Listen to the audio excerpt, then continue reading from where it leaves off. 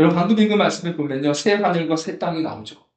뭐 요한계시록에도 나오는 그 표현이죠. 새 하늘과 새 땅이 나오지 않습니까? 이것은 뭐 다 아실 거예요. 이것은요, 결핍이 조금도 없는 완벽한 천국을 말하는 것이죠.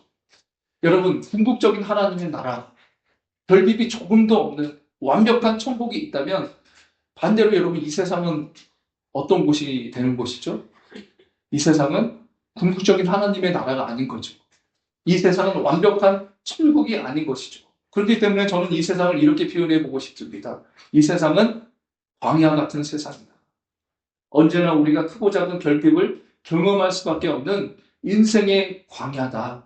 그곳이 바로 이 세상이라는 겁니다. 여러분, 인생의 광야는 너무나 힘듭니다. 그럼에도 불구하고 우리가 인생의 광야, 우리 각자의 인생의 광야를 살아가면서 지치지 않고 넉넉하게 살아가기 위하여 여러분 두 가지를 기억하셔야 돼요. 먼저는 뭐냐?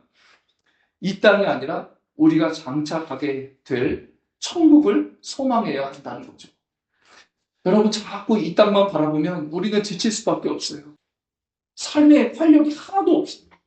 그냥 죽을 때까지 무기력한 삶을 살다가 가는 겁니다. 그런데 여러분, 우리는요, 우리 그리스도인들은 땅을 바라보며 살아가는 사람들이 아니에요.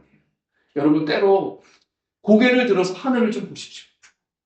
고개를 들어서 좀 하늘을 보세요. 내가 살아가는 곳은 이 땅만이 아니라는 거죠.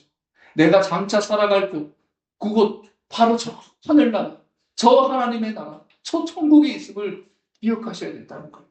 그럴 때 여러분 우리는 살 소망이 생기는 겁니다. 살아갈 힘을 얻게 되는 거예요. 야, 내가 지금 고통을 당하고 있지만, 크고 작은 어려움이 있지만, 내 육신의 질병 때문에 내가 지금 이렇게 어렵고 괴로운 삶을 살아가고 있지만, 결국에는 하나님의 나라에 갔을 때 내 모습이 어떻게 변할까? 그것을 꿈꾸시라는 거예요. 여러분, 또 한 가지는요, 결핍을 채우시는 하나님을 의지해야 한다는 겁니다. 결핍이 가득한 광야이지만 이스라엘 백성들을 보세요. 여러분, 그 광야에 먹을 것이 어디 있습니까? 하나님이 먹이셨잖아요. 만나와 메추라기를 주시지 아니하셨습니까? 여러분, 그 광야는요, 일교차가 엄청 심한 곳이에요.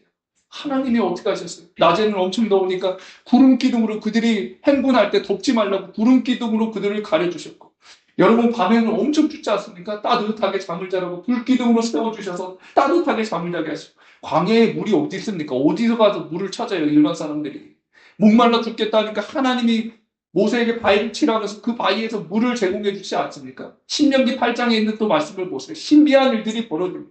옷이 40년 동안 옷이 헤어지지 않고 발이 부르뜨지 않는, 하나님이 아니면 설명할 수 없는 기적의 역사가 일어났다는 거 아닙니까? 어디서요? 광야에서. 여러분, 우리가 인생의 광야를 살아가고 있지만 우리에게는 결핍을 채워주시는 하나님 계십니다. 여러분, 오늘 어떠한 결핍의 문제를 가지고 이 자리에 나오셨습니까? 하나님 계십니다. 그 결핍을 넉넉하게 채워주실 수 있는, 이 광야에서도 윤택한 삶을 살아가게 하실 수 있는 하나님이 우리에게 계십니다. 오늘도 그 하나님 앞에 인생의 모든 짐을 맡기시고 이 광야에서도 지치지 않고 힘차게 살아가실 수 있는 여러분 되실 수 있기를 간절히 소망합니다.